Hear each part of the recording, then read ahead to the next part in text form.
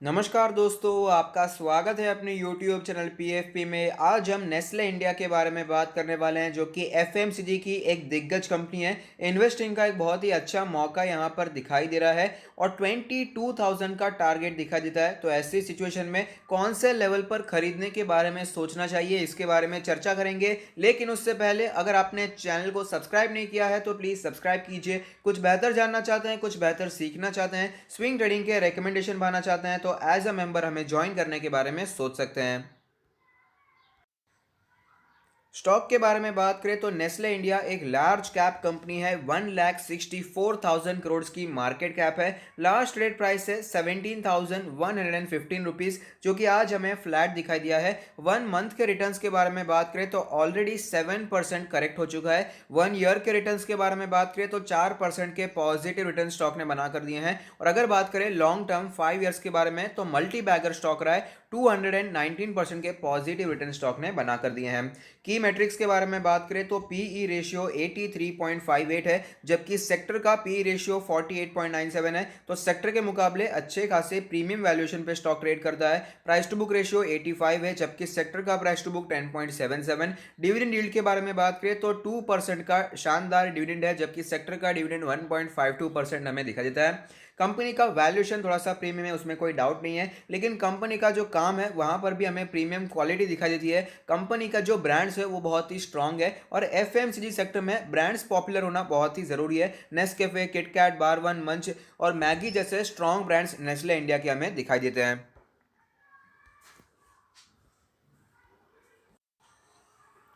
Financial trend के बारे में बात करें तो आप देख पाएंगे फाइनेंशियल ट्रेंड लगातार ऊपर जाता हुआ नजर आता है। 2016 में 9.31 थाउजेंड करोड़ का रेवेन्यू था, जो कि बढ़कर 2019 में 12.61 थाउजेंड करोड़ का हो चुका है। प्रॉफिट्स के बारे में बात करें तो वो भी लगातार बढ़ते जा रहे हैं। 1,000 करोड़ का प्रॉफिट था, जो कि ऑलमोस्ट दो गुना होकर 2019 में 1.96 थाउजेंड करोड़ होता हुआ नजर आता है। तो कंपनी हमें बहुत ही अच्छी तरीके से ग्रो करती हुई नजर आती है।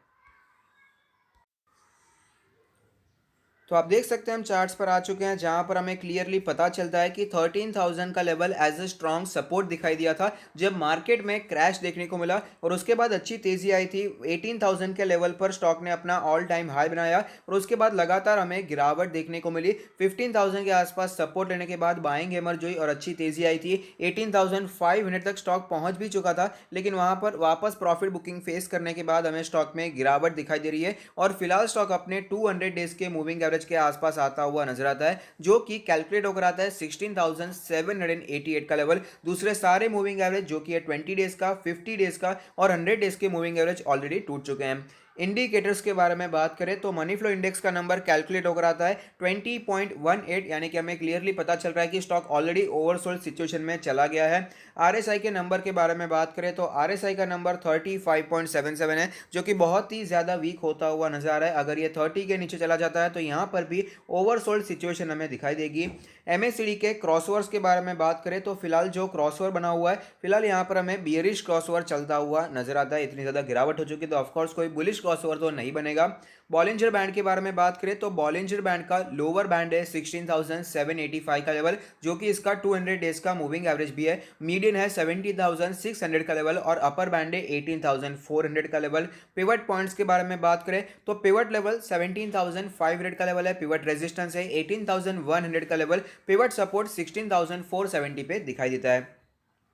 इसके ऑल टाइम चार्ट्स के बारे में बात करें, जहां पर एक कैंडल 1 मंथ को रिप्रेजेंट करेगी, जिससे हमें पता चलेगा स्टॉक ने कैसी मूवमेंट बना कर दी है। तो आप देख पाएंगे शानदार स्टॉक रहा है, मल्टी बैगर रिटर्न से स्टॉक ने हमें बना कर दिए हैं। जब मैगी वाला प्रॉब्लम हमें देखने को मिला था तो वहां पर तो बहुत ही ज़्यादा समस्या हो गई थी, लेकिन स्टॉक 7,500 के लेवल से 5,000 तक ही आया था। इतनी बड़ी प्रॉब्लम हो चुकी है, इसकी जो सबसे बड़ी ब्रांड है वहीं पर हमें प्रॉब्लम्स देखने को मिले, उसके बावजूद कंपनी ने बहुत ही शानदार कमबैक दिया है। कंपनी ने उस प्रॉब्लम को अच्छी तरीके से फेस किया और आप देख सकते हैं आज ये स्टॉक हमें किस लेवल पर ट्रेड करता हुआ नजर आता है। तो ऐसी सिचुएशन में कंपनी बहुत ही अच्छी है, जहां पर आप लॉन्ग टर्म के लिए निवेश करने के बारे में सोच सकते हैं। और 22,000 के टारगेट्स कैसे दिखाई दे रहे हैं वो भी मैं आपको बताना चाहूंगा।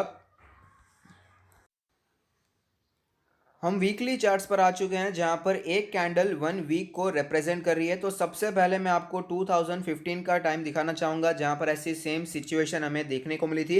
तेजी आई थी, उसके बाद 7000 के लेवल पर रेजिस्टेंस फेस करने के बाद, प्रॉफिट बुकिंग फेस करने के बाद हमें स्टॉक में गिरावट देखने को मिली। 5000 के लेवल पर स्टॉक ने अच्छा सपोर्ट दिखाया, बाइंग इमर्ज हुई और वापस उसी ऑल टाइम हाई के आसपास स्टॉक पहुंच चुका था, लेकिन वापस हमें करेक्शन देखने को मिला। लेकिन इस बार जो स्टॉक ने सपोर्ट लिया था 5000 के लेवल पर नहीं, उससे ऊपर लिया था। 6000 के लेवल पर ही सपोर्ट लेने के बाद वापस हमें यहां पर तेजी कंटिन्यू रहती हुई नजर आई और स्टॉक में वापस तेजी कंटिन्यू रहने के बाद हमें और भी नए हाईज हमें बनते हुए नजर आए थे। आप देख पाएंगे यही वो समय था जब हमें गिरावट देखने को मिली, लेकिन उसके बाद अच्छी शानदार रैली देखने को मिली और स्टॉक 11000 तक हमें पहुंचता हुआ नजर आया था। दूसरी भी बार ऐसी सेम सिचुएशन हमें देखने को मिली थी। यहां पर तेजी आई 11700 के आसपास का जो लेवल था, 12000 के ऑलमोस्ट 12000 का जो लेवल था, वहां पर रेजिस्टेंस फेस करने के बाद स्टॉक में गिरावट आई। 9000 का level as a strong support दिखाई दिया। उसके बाद वापस तेजी आई, अपने ऑल टाइम हाई के आसपास स्टॉक पहुंच चुका था, लेकिन वापस प्रॉफिट बुकिंग देखने के बाद अब जो सपोर्ट बना था वो 9000 का नहीं, उससे ऊपर के लेवल पर सपोर्ट लिया, 10000 के लेवल पर सपोर्ट लिया। उसके बाद वापस तेजी आई और बुल रन हमें यहां पर देखने को मिला। स्टॉक काफी ज्यादा ऊपर जाकर हमें 15,000 के लेवल तक जाता हुआ नजर आया था। 15,000 और 16,000 के लेवल्स भी स्टॉक में हमें देखने को मिले थे। अब ऐसी सेम सिचुएशन फिलहाल फिर से हमें देखने को मिल रही है। चार्ट्स अपने आप को रिपीट करते हुए नजर आ रहे हैं। आप देख पाएंगे यहाँ पर भी कुछ ऐसी सिचुएशन फिलहाल देखने को मिल रही है। भारी तेजी आई, उसके बाद 18,000 के लेवल पर स्टॉक ने रेजिस्टेंस फेस किया, प्रॉफिट बुकिंग फेस किया, फिर गिरावट आई और स्टॉक ने सपोर्ट लिया 15,000 के लेवल पर। फिर से तेजी आई और उसी लेवल पर स्टॉक पहुंच चुका था जहां पर वो पहले ट्रेड कर रहा था, उससे थोड़ा ऊपर ही गया था, लेकिन उसी लेवल के आसपास रेजिस्टेंस फेस करने के बाद वापस हमें गिरावट देखने को मिल रही है। तो चार्ट अपने आप को रिपीट करते हुए नजर आ रहे हैं। तो ऐसी सिचुएशन में जो एक स्ट्रॉन्ग सपोर्ट बन सकता है 16,500 से करके 17,000 का जो लेवल है, वो बहुत ही स्ट्रॉन्ग सपोर्ट की तरह हमें दिखाई दे सकता है और वापस हमें बुल रैली कंटिन्यू रहती हुई नजर आ सकती है। अब जब पहली ऐसी सिचुएशन हमें देखने को मिली थी, तो पहले उस लेवल को तोड़ने के बाद, अपने पुराने ऑल टाइम हाई को तोड़ने के बाद शानदार तेजी आई। स्टॉक हमें अपने पुराने ऑल टाइम हाई से 30-40% तक ऊपर जाता हुआ नजर आता है। ऐसा 2 बार हमें होता हुआ नजर आता है। तो इस सिचुएशन में फिर से ऐसा हो सकता है, ऐसा मेरा एनालिसिस कहता है। आपका एनालिसिस कुछ अलग कह सकता है। आपको अपने एनालिसिस के हिसाब से ही बाइंग करने के बारे में सोचना चाहिए। ये तो हो गया चार्ट का एनालिसिस, लेकिन इसके बावजूद फंडामेंटल एनालिसिस की भी बात करें तो स्टॉक बहुत ही अच्छा परफॉर्म कर रहा है। कंपनी बहुत ही अच्छी तरीके से हमें काम करती हुई नजर आती है। इसका जो डिविडेंड यील्ड है वो भी बहुत ही अच्छा दिखाई दे रहा है। इसका वैल्यूएशन प्रीमियम है, उसमें कोई भी डाउट नहीं है, लेकिन काम भी प्रीमियम है क्योंकि इसके जो ब्रांड्स है बहुत ही स्ट्रांग दिखाई देते हैं। और फिलहाल कंपनी ने यह भी कहा है कि रूरल इंडिया में अपनी रीच को ये बढ़ाने वाले हैं, जिससे कंपनी को लॉन्ग टर्म में बहुत ही अच्छा बेनिफिट होगा, जिससे कंपनी प्रॉफिटेबिलिटी ज्यादा निकल पाएगी, जो कि ऑफकोर्स हमें स्टॉक प्राइस में भी दिखाई देगा। तो ऐसी सिचुएशन में इसके फंडामेंटल्स काफी स्ट्रांग दिखाई दे रहे हैं। इसका फंडामेंटल आउटलुक तो बहुत ही अच्छा है और टेक्निकल आउटलुक भी हमें पहले जैसा दिखाई दे रहा है। चार्ट अपने आप को रिपीट करते हुए नजर आ रहे हैं। तो ऐसे में मेरा पर्सनली मानना है, मेरी एनालिसिस ये बताती है कि आपको 2 साल के अंदर अंदर 22,000 के लेवल्स कम से कम दिखाई दे सकते हैं और अगर और बुल रैली कंटिन्यू होती हुई नजर आती है तो 22 के ऊपर 25 लेवल और 28,000 के लेवल्स भी हमें दिखाई दे सकते हैं।